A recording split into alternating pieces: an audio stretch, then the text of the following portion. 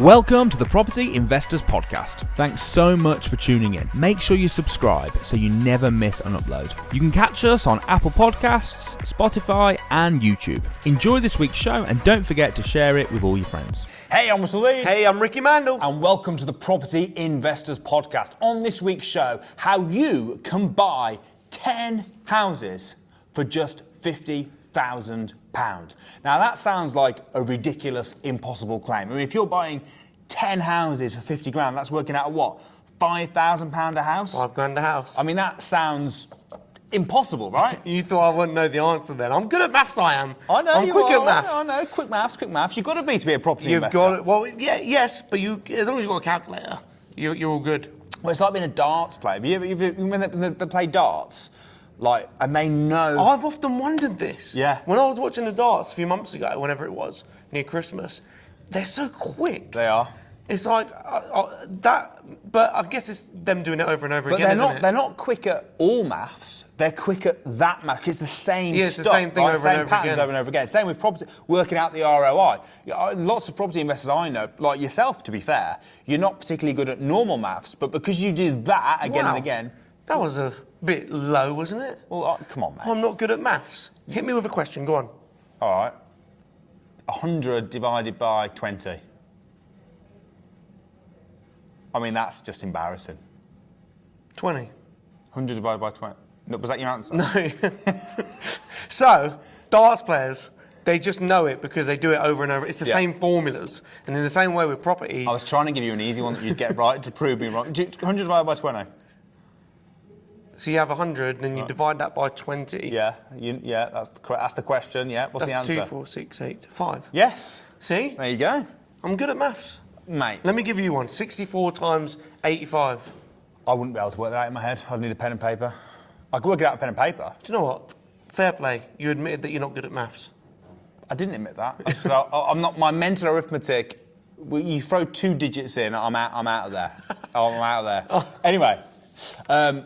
Back to the people don't care about maths. What they care about is how they can buy 10 houses for 50 grand, right? How the maths get there, they're not bothered. So here's the thing. The way you can actually do more than 10. You could do 20 houses or 100 houses. You could do as many houses as you want. This strategy works again and again. All you have to be able to do is buy one house for 50 grand using the buy-refurbish-refinance strategy, because what that will allow you to do is it will allow you to pull the 50 grand back out and then buy another one. So although we say 10, technically, this could go on for as many as you want. And also, technically, if you want to get technical here, go on. Technically, you don't even need to. If you got 50 grand, you don't even need to buy a house for 50 grand. The house could be any amount, really. I mean, up to a certain point, but it could be 200 grand. It could be 100 grand because you could just use the 50 as a deposit. You could leverage using, raising finance and bridge loans. So just because you got 50 doesn't mean you have to buy a house for 50. It could be more than that. Undoubtedly would be more than that. But I would say in order for this strategy to work properly, you probably need a pot of cash of about 50 grand. Yeah. Would you agree with that? If you want to get technical, I would agree that you would need some money, but I wouldn't agree that it has to be your money. Fair. So the wording of you would need a pot of 50 grand, I agree with. Whether that's your pot or not, doesn't matter. Yeah, but if you had, say, 30 grand, you're going to struggle to do the buy-refurbish-refinance strategy, right? If you don't know how to raise finance and stuff like that, yes. Yes, yeah. Whether it's your money or not, you need about 50 grand. Yeah. Starting point. Yeah. Could be someone else's money, you could raise it, could be your money, but you need a pot of about 50 grand. You have to have some skin in the game. Yeah. So, do you want to explain then how the buy-refurbish-refinance strategy works? Yeah, absolutely. I mean, it's one of my favourites. So buy-refurbish-refinance, how it works is you will buy a property, and ideally, the ones that we go for are rundown properties, problematic problem properties, we call them. Properties that need work doing to them, or they've got a problem. And then you're going to refurb it, whether that be a cosmetic refurb, it might be that it needs new kitchen, new bathroom. Sometimes the problem's not even visible. It could be the structure of it. I know structural's visible, but it could have rot underneath the floorboards, and that's not visible, but that could need fixing. It could be a non-visible thing like a short lease. There's a problem with the property, which is why it's often below market value. So you're going to buy it, and then when we say refurb, you're going to refurb it or fix the problem that needs fixing. Once that problem's been fixed, or you've refurbed it, then it's going to be worth its true market value. And then what you're going to do is you're going to refinance the property, and refinancing simply means put in a new mortgage or a new loan on the property. And when you get the new loan, you'll get the loan, which means you'll get the money back that you put in. So therefore, you put the money in, you buy it, you fix the problem, you've refinanced it and got your money back, and then the final part is you rent it out for cash flow, which means if you do it correctly with the right formulas, you'll be able to buy a house, refurb it, refinance it, pull the money back and rent it out, and basically have a free house. Yeah. I'll give you an example of one that I've done very similar to this. Well, yeah, very similar to this, a strategy for buy-refurbish-refinance. So I actually didn't find this deal myself. I got approached by an investor, and they said they'd found a house. It was like an old Victorian, big house, 3-story. And interestingly, it was a bit of a wreck, but the way they were renting it out was they were renting it out floor by floor. So although it was one house, a bit like a HMO, but it kind of had like a makeshift kitchen, and they'd kind of done it out as 3 flats, but it wasn't 3 flats, it was one house. Yeah. That making sense? Was the reason is the reason it wasn't 3 flats because it only had one kitchen, was it? No, it sort of had makeshift kitchenettes, I suppose, but it just officially wasn't 3 flats. So it's a big house and they're renting out floor by floor. Correct, yeah. And it was for sale this was a few years ago now, it was for sale for £120,000, right? So what we did was we thought, okay, well, it's kind of 3 flats anyway. Why can't we actually convert it into 3 flats? How much would the flats be? How much is a flat going for in that area? And we saw that in nice condition, a flat was going for 80 grand. Right, so now we've got the 120 grand house that's kind of being rented out as 3 flats anyway. If we officially title split it and refurb it as 3 flats, it will now be worth 80 grand for the bottom flat, 80 grand for the middle flat, 80 grand for the top flat. 240 grand, right? So it's got a 120 grand property that with a refurb will be worth 240. So this was the deal that this investor brought for me. And he said, look, what I want to do, I've got half of the money, but I can't afford to put it all in. I'm going to do all the work myself. He's not a builder, but he's handy. He's I'm going to do all the work myself, which means that I can convert it all. We only need, with the bridging finance that we were going to use, which was going to pay for the refurb and a portion of the house, we only need 60 grand. I put 30 in. If you lend me the other 30, put the other 30 in, well, I'll do all the work. I found the deal, I'll do it, and we'll split the profits 50-50. So I was like, wow, that's a great deal for me. Yeah. And it got even better, actually, because I didn't even use my 30 grand.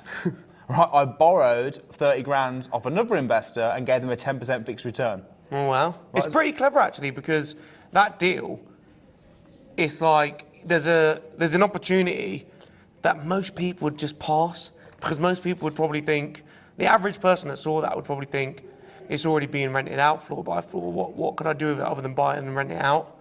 But knowing the strategy and knowing about title splitting, it's clever, but it's simple. It's really simple. Because the work's basically already been done, hasn't it? Yeah.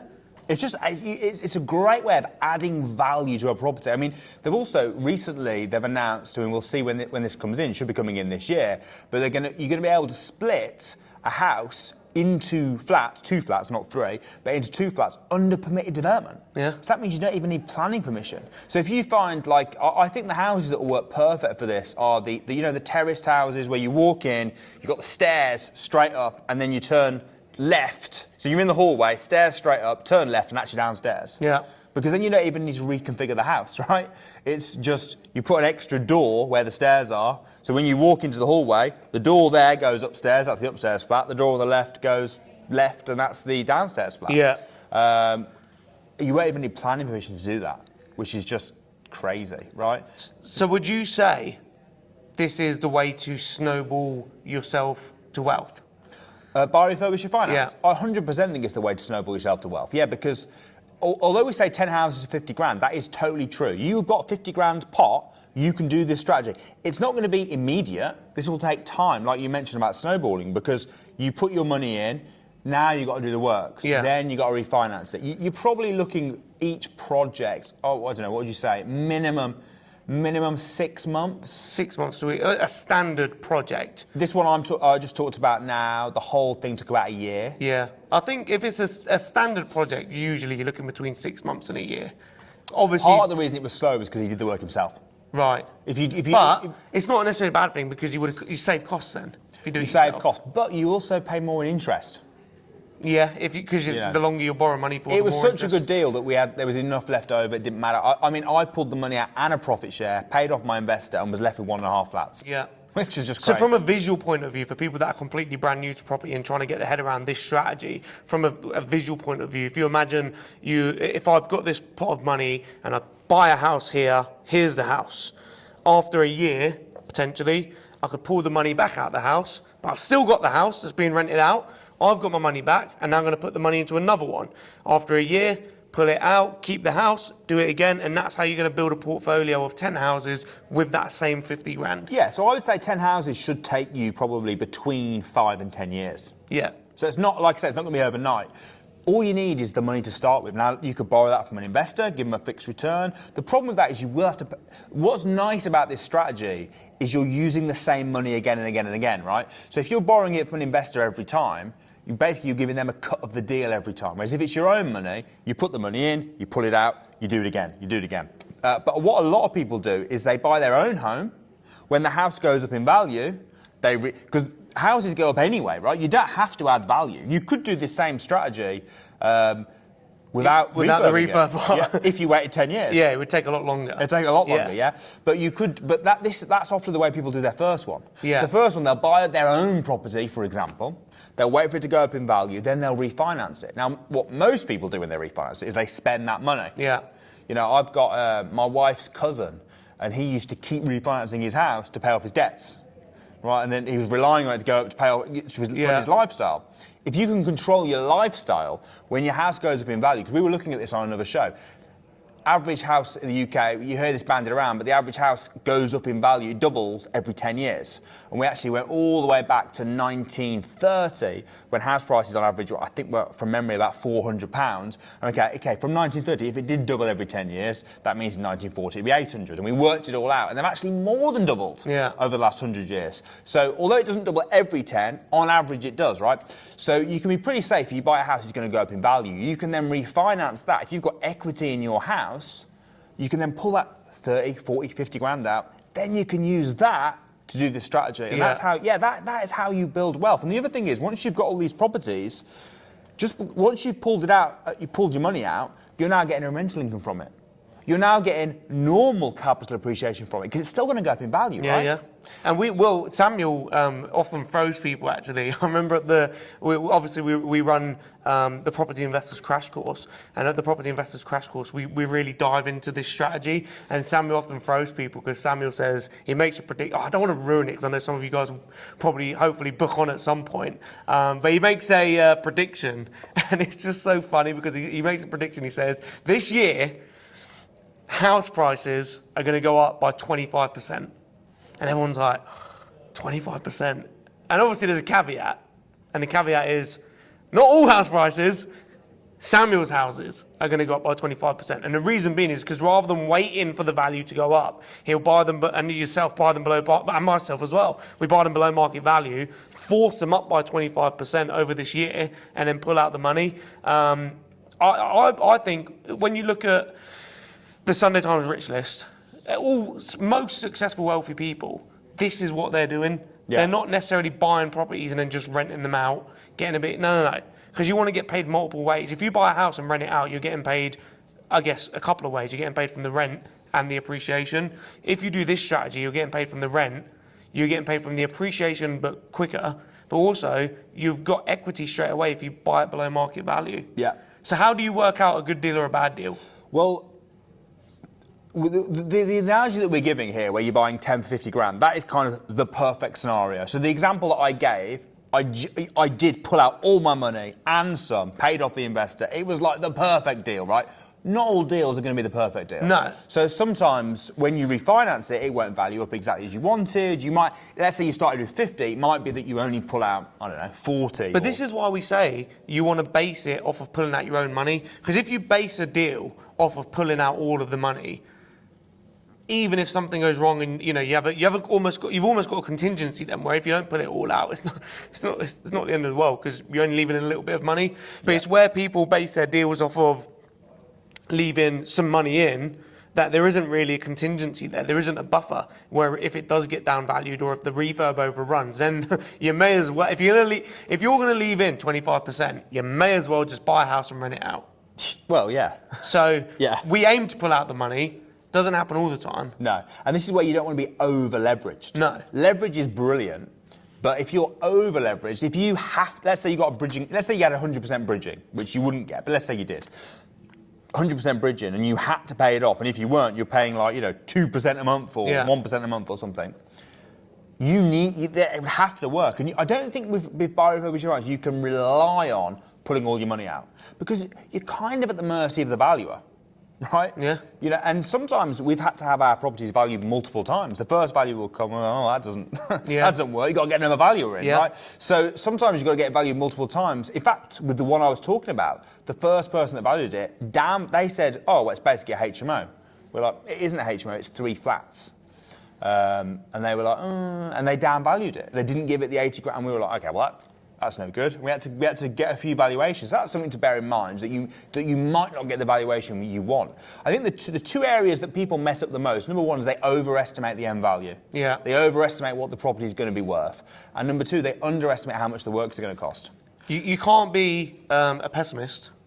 You can't be an optimist. No, you can't. Yeah, this is the one time. I'm an optimist naturally, right? This is the one time you actually want to be a pessimist. Do you reckon?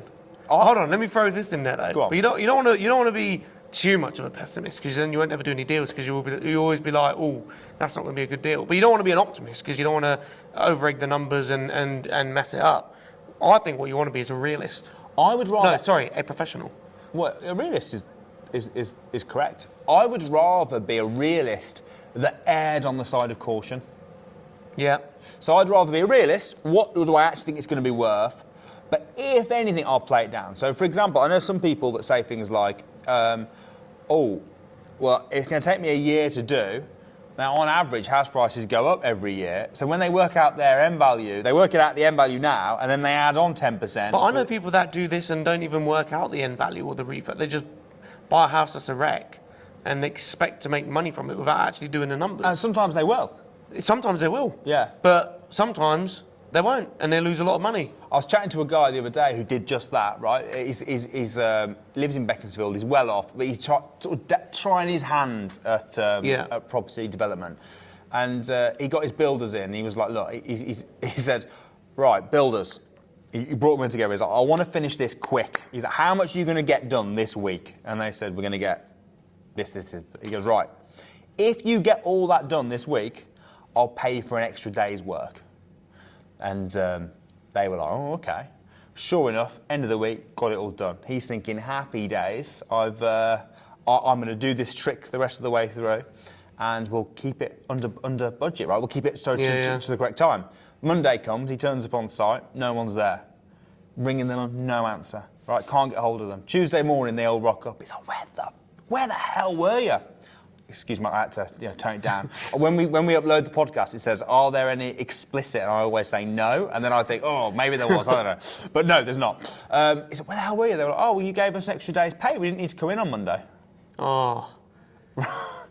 It's just like, so you are at the mercy of the builders, for example, right? And how you've got to be good at managing a team. Well, I would also have contracts in place.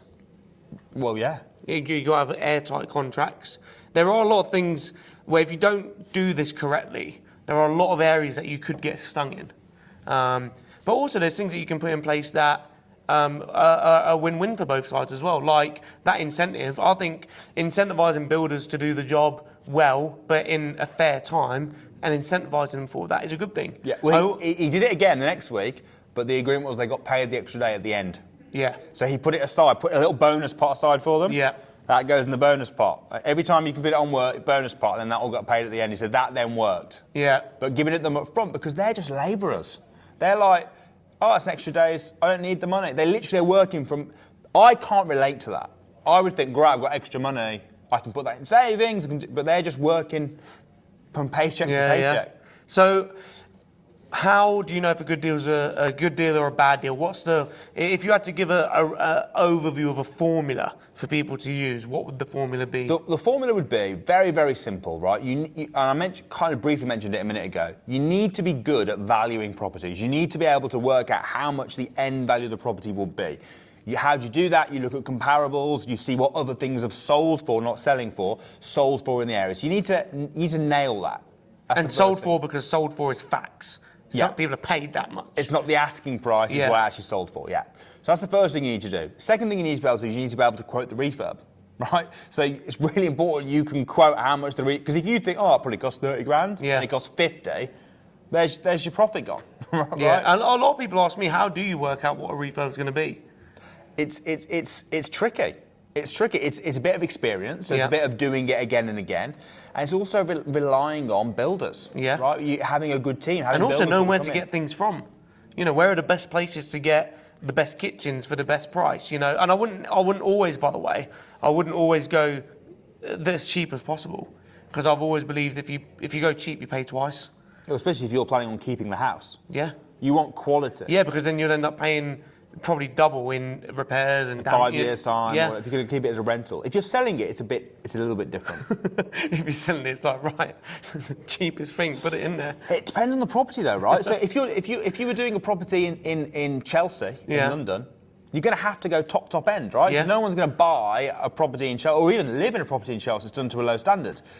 We're doing a development at the moment, 48 apartments in Wolverhampton, right? We've got to go low end because they're only going to be worth 120 grand, 130 grand. We can't put a 20 grand kitchen in. And what you can't do as well, you can't buy with your emotions. Because if you buy houses to do this strategy, what you don't want to do is get caught in the loop of, that kitchen's nice. I'd love to have that kitchen. Let's put that in there. You can't do that. You have to do it with formulas, not feelings. Formulas come first. So you need to know the end value. You need to know the refurb cost. So how do you work out what you can offer as a purchase price? What are you paying for it? Right. You need so they're the three figures. What you're paying for it, right? So first thing you do is you work out the end value. Right. Why is that the first thing?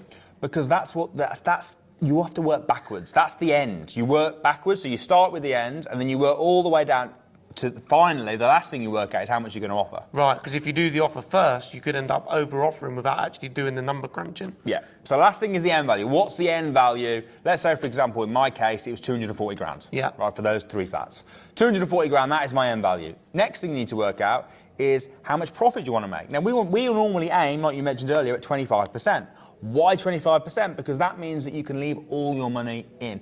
Yeah? So 25%, when you refinance it, normally they'll lend you 75%. So if you make a 25% profit margin at that point, so let's do it. 240 times 25. Half it. Oh, it's going to be half. Now, here we go. 240. Half 240 is 120. 60. Half that again. 60. 60. There you go. So That's 240 minus 60. Yeah, so 240, then our profit, 60. So now 180 is left. So when we go to refinance, we'll get 180. We'll get 180. Right. So now we need to pay for the property and pay for the refurb. So we can't buy it for 180? No. Because we've got the refurb. Yes. This is where a lot of people go wrong. A lot of people would be like, I'll get 75%, that leaves me with 180, I'll buy it for 180, but you got to factor in the refurb. Right, so what's the refurb? In our case, the refurb is about 50 grand. Right. 50 grand refurb, right, so what can I buy it for? The most that you can buy it for now is 50 minus the 180. No, you mean 180 minus 50? 180 minus 50, which is 130. 130. We bought it for 120, but you've obviously got some legals and stuff like that on top. So it's about perfect in our case, yeah. So you have to work backwards. Work out the end value first. Work out what the refurb is going to... 75% of the end value minus the refurb, that will leave you with the most you could offer. So when you put your offers in, let's say the most you could offer when you do the number crunching, you've worked out your 75% loan to value, you've worked out the refurb cost. Let's say you're left with 100 grand. That's what you could offer. Would you offer 100 grand straight off the bat? Or would you... It depends on what... It depends on my negotiation strategy. It depends on what the property was worth. Let's say the property was worth 140, right? And I'm offering 100. I'm not going to go in at 80, right? Because it's kind of taking the mix. I might just go in and say, look, I'm an investor. Absolutely. I'm not going to mess around with negotiation here. This is the most I can afford to pay. Take it or leave it. I guess it depends on how long it's been on the market as well. It's so many factors. So many different factors to what and how to make your offer. Yeah. I know we spend a lot of time going through how to put offers forward, the different factors that we just spoke about, like time on the market. Also, another thing is, we're talking about buy, refurbish, refinance here, but another thing is, when you're doing the due diligence about looking at how long it's been on the market and stuff like that, sometimes you can even reach into other strategies that may be more fitting. So linking it with, for example, lease option agreements. Yep. If it's been on the market a long time and they're in negative equity and it's on for sale, but it's also on for rent, perfect. You could do a lease option agreement, link that with buy, refurbish, refinance. See what loads of people are doing right now. Go on. Loads of people are getting we got the valuation up in that way by 3 flats, right? Loads of people are turning them into HMOs, large HMOs, getting a commercial valuation on the HMO. The commercial valuation in many cases is a lot more than the bricks and mortar valuation. So immediately, even if the house was in good condition, just turning it into a HMO and getting a commercial valuation boosts the end value, Yeah. which means you can pull more money out. And I'm assuming that's in non-Article 4 areas as well. That's obviously not Article 4. So that means that when Article 4 comes, the value will also go up even more because now there's a restriction in place that takes away your permitted development. To give you talking of negotiation, how you negotiate. So it's very similar. Development projects very similar to buy, refurbish, refinance, just on a bigger scale, right? Yeah. So we were doing a commercial, in fact, the one I just mentioned earlier, the 48 apartments in Wolverhampton. When we negotiated on that, that was up for 1.4 million. We did our sums, our formulas, worked it out just like we talked now, and the most we could afford to pay was 1.1, right? So what would you offer in that case? I would probably offer, if the most you go to is 1.1, I'll probably go around 1 million, maybe just under 1 million. So then, the psychology of rounding up to 1 million, maybe. Yeah. So we went in at 890. Wow. Right? And they came back and said... So, hold on. So it's on for 1.4. Yeah. And you've gone in with 890. Well, what does Samuel say about offers? If you are not embarrassed by your offer, you're not offering low enough. Do you know the best times to negotiate on a deal? Right? Do you ever have this where you have got loads of... I'm in this situation right now, right? I've got loads of deals going on. I don't actually want to buy anything else, right? Because I've got my head's full. I've got different development projects. I've got this hotel. I know what you're going to say here. I don't want anything else. So if right? something comes along, you'll offer embarrassingly low. I don't even want it. Right? It's like you're not going to offer so low with the hope that they say no. But if they say yes, you've got an absolute banger of a deal. Exactly that, because one of the biggest mistakes when people negotiate is they're desperate, right? They really want it to happen. They might be their first deal or whatever, and they really want it to happen. And when you're in a situation where you've got the best way to get around that is have loads of deals. When you've got loads of deals, literally, people come to me sometimes now and they're like, because I've got so much going on at the moment, and they're like, oh, are you interested in... I'm thinking, no, I'm really not. I'm really not interested. I've just got this vision of you at your desk, right? Right. You're at your desk. You got your emails up and you're like, the agency's asking if I want to put an offer. I mean, it's on for 100. 40 grand, send. And then they reply and you go, oh, they've accepted 40 grand. Brilliant. Right. You won't believe this, right? This is true. We do, our management team, our financial direction, everything, we have quarterly goals, right? And we'll meet up once a quarter, we set our goals, and then we meet up a quarter later and we go through how we did and set our next goals. When we had our meeting this time, our financial director snuck on there, not buy any more property. That's one of our goals. Oh my goodness. One of our goals. Because the thing is, I can't resist, right? Yeah. Although I don't want it, if a development deal in particular comes along and I see it, because it gets addictive, right? Yeah. And I'm like, I can't resist putting an offer in, but I don't want it. So that's the first thing. Right. I have so many deals, you don't care. You've got to not care if you get it or not. I've always got the best deals in any situation when I don't care. Yeah. If you don't care, you're going to get the best deal, right? So yes, we offered 890. So then they came back and they said, no, we're not accepting 890. Up your offer. Right. And I said, all right. So we offered 930, I think. Right. So then they came back again and said, we'll accept 1.1. Right. And I thought, that's the figure that we wanted. And they've come down 300 grand. and they've come down 300 grand. Well. But that wasn't the figure I wanted. That was the absolute most we could pay, right? So I was like, oh, no, don't tell me you went back. So I waited 2 weeks. And then I went very specific. Right. And I went back in, I think it was like 1,028 grand. And I said to them, The 28 grand just sounds like peanuts. I said, I've worked it out. That is the most I'm prepared to offer. And they accepted. Jeez. So it gives you an idea of sort of, I mean, the same principles would apply on a lower property. The good thing about big deals, though, this is the thing, right? When you've got a house that's up for sale for 200 grand, anyone that's in the market to buy a property could buy it for 200 grand. Yeah. When you're doing a development deal where it's up for 1.4 million and it needs 4 million spending on it, and it's going to be worth 6.5. There's only a handful of people. It rules out most of the competition, Yeah, right? it does. So you can afford to be a bit more ballsy. Yeah. If a property was up for 140 grand, I probably wouldn't go in and offer like 80. Probably. I don't know. Probably. I You don't know. probably would.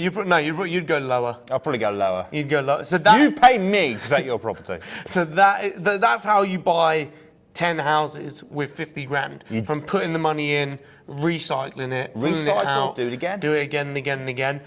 We do run Property Investors Crash Course, where we do Samuel dives into this strategy in great detail. So why not come and spend a day with us? You know, check it all out, see what it's all about. Come and meet Samuel, hear what he has to say about this strategy and why it's one of his favourites. And you run that with him as well, don't you? I run it You with and him as Samuel? well. I'm there. In fact, we have a whole team there actually for the whole day. But you and Samuel are the lead trainers, right? Yeah. You're running on stage. Yeah. We'll put a link below if you are interested in seeing that. It is a fantastic strategy. I'd highly recommend. In fact, you guys some of the jump on ones it. that we've been talking about, we actually show on that day as well, so people can cool. see it. Yeah, it's a really good day. Make sure you get booked on. Yeah, we'll leave a link below. It sounds expensive though.